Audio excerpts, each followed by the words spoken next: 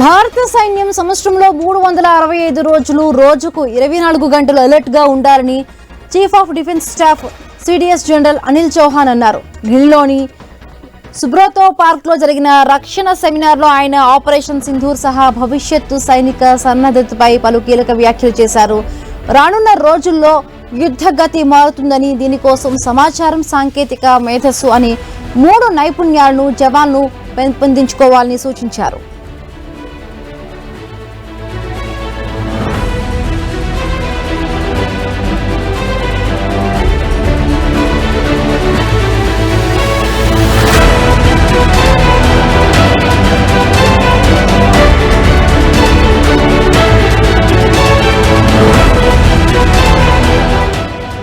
ఢాల్లో రన్నరప్పులు ఉండరని, అందుకే ఆర్మీలు ఎప్పుడూ అప్రమత్తంగానే ఉండాలని పేర్కొన్నారు.